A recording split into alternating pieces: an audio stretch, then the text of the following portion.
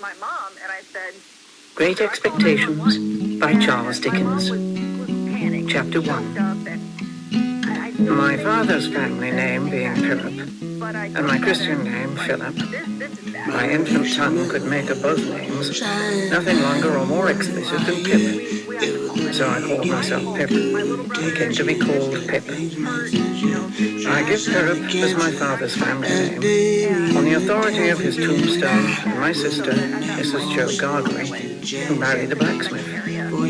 As I never saw my father or my mother, and never saw any likeness of either of them, for their days were long before the days of photographs. My first fancies regarding what they were like were unreasonably derived from their tombstones.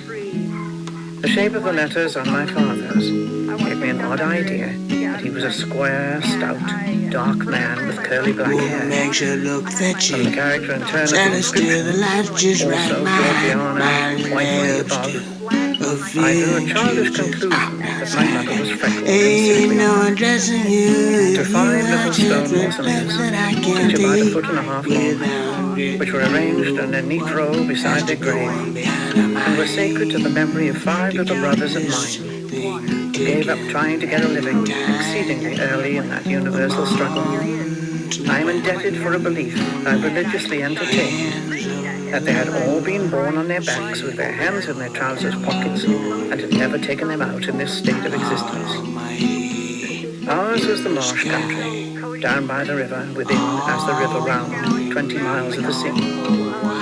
My first, most vivid and broad impression of the identity of things seems to me to have been gained on a memorable raw afternoon towards evening. At such a time, I found out for certain that this bleak place, overgrown with nettles, was the churchyard, and that Philip Pirrip, late of this parish, and also Georgiana, wife of the above, were dead and buried, and that Alexander, Bartholomew, Abraham, Tobias, and Roger, infant children of the aforesaid, were also dead and buried, and that the dark, flat wilderness beyond the churchyard, intersected with dykes and mounds and gates, the scattered cattle feeding on it, were the marshes, and that the low leaden line beyond was the river, and that the distant savage lair from which the wind was rushing was the sea, and that the small bundle of shivers growing afraid of it all and beginning to cry was Pip.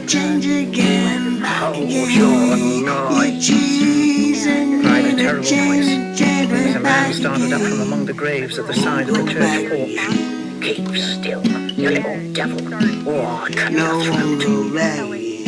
A fearful man, all in coarse grey, with a great iron on his leg, a man with no hat, and with broken shoes, and with an old rag tied around his head, a man who had been soaked in water, and smothered in mud, and lamed by stones, and cut by flints, and stung by nettles, and torn by briars, who limped and shivered and glared and growled